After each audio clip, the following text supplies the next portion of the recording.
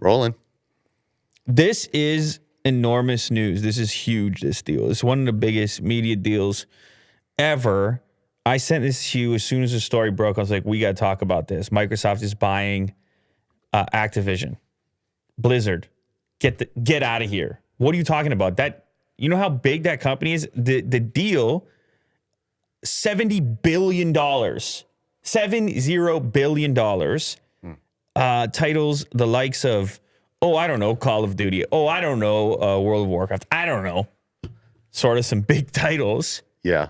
There's a little more to the story, though. We're going to go over it.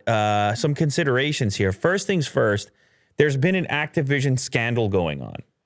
Yes. And what happened to me, accusations, sexual misconduct, lawsuits, a lawsuit already settled $18 million. It's getting expensive. Questions about the CEO, things like this. What I started to think about is timing. Because when you have a scandal going on, any type of bad press, it makes a really good time for a change to completely shift the conversation. And a good deal. And someone's going to catch a good deal. And shareholders are happy about it. And they're like, everyone's open to negotiation when it's raining. You know what I mean? Of course. When it's coming down. And so it got me thinking, because, I'm a sports fan, and sometimes you would have an athlete on a team embroiled in some sort of controversy, which is sort of taking away from the team atmosphere. And it's not like he gets booted out of the league, but often a trade can result in a fresh start. Yeah.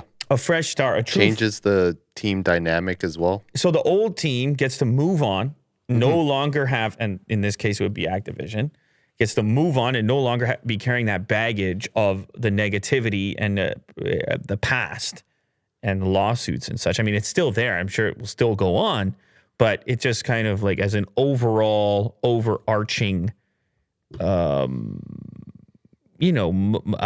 reset, a motivator. Like, okay, cool.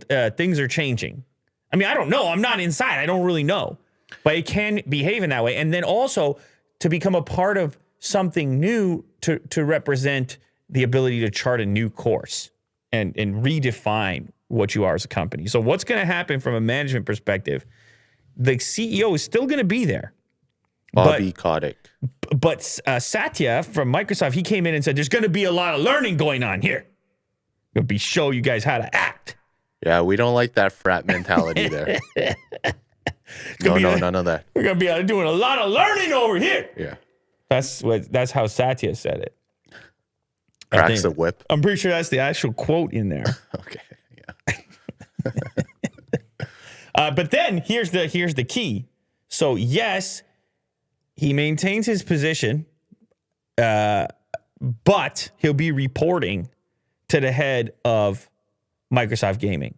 So the head of Xbox, essentially, Phil Spencer, right? Yep. So he's going to be reporting to him. So there is still somebody above there, and some people might like that buffer and so on. But anyways, $70 billion deal, or $69 billion is what they're saying right now. Last time you can think of a deal at this scale, when Disney paid around the same amount for Fox's movie studio and other assets. That's a big deal. I said Call of Duty and World of Warcraft. Don't forget Candy Crush, also part of the empire. Yeah, don't. Hey man, there's money being made over there. Yes. Microsoft says there's 3 billion gamers around the world today, and the number is going to be 4.5 billion by 2030. Microsoft has been investing more and more into actual development, into actual game studios.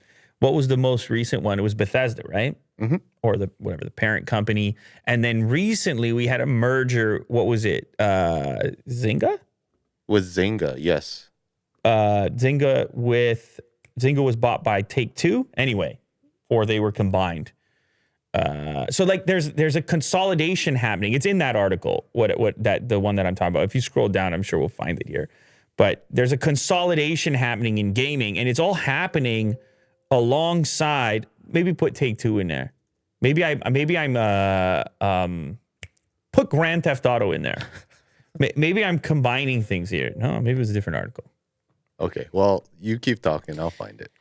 You keep looking, Will.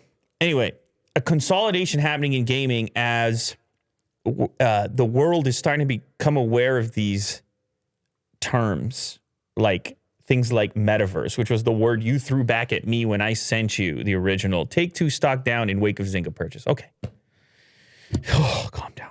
You got it, man. It's in there somewhere. Yeah, we're in the face of this potential. Now, regardless what you think of this whole thing, strapping goggles to your face and escaping reality as we know it.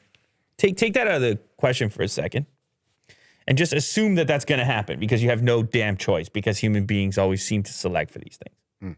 I'm not recommending you do. I go outdoors. Sure. I freeze my butt off over there by the outdoor hockey rink. So don't bring that to me.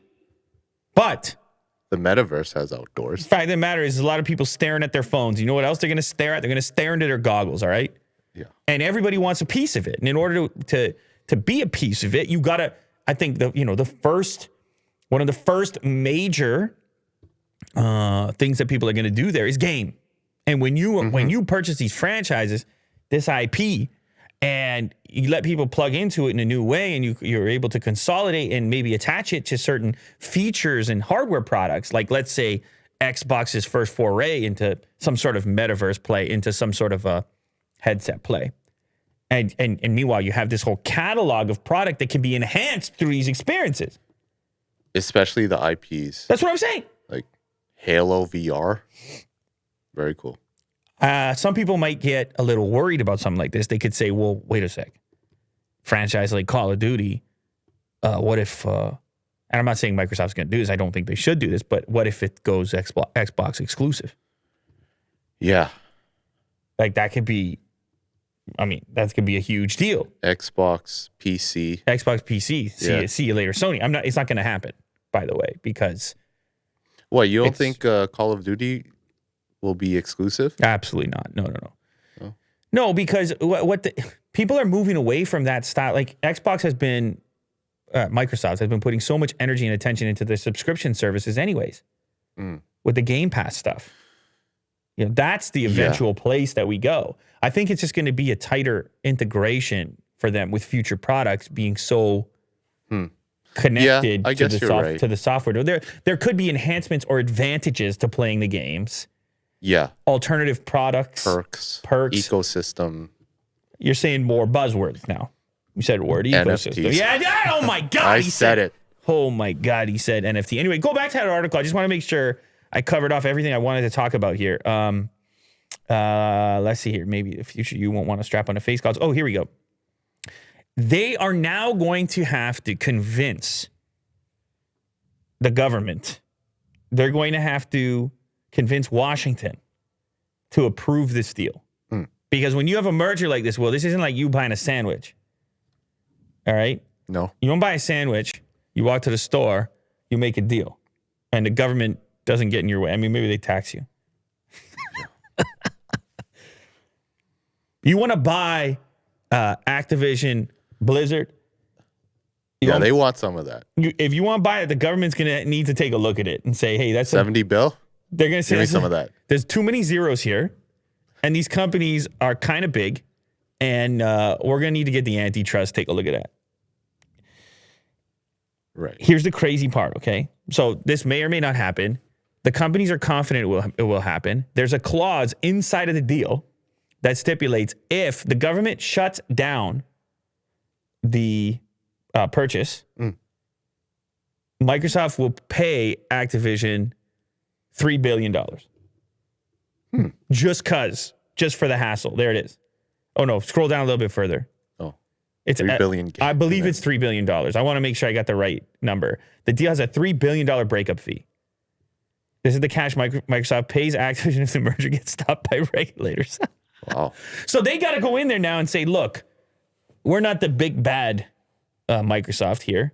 We're actually, when it comes to Xbox, we're second place. Sony's out there. Leave us alone. Nintendo's out there. It's not, ain't no monopoly over here. They got to make this case in court. Right. Well, not in court, in front of regulators, to suggest that this merger is actually good for the industry and not bad for the industry. And they're willing to bet $3 billion on their ability to actually make that case. But we'll have to wait and see if it all gets approved. You guys can let me know down in the comments what you think about this acquisition, how you think it will affect the games that you love, positively or negatively. I didn't see it coming, but everything's changing, man. All these buzzwords. It's a lot of buzzwords. Everybody wants a piece of it. Microsoft part of it. Tell you that right now. Yeah.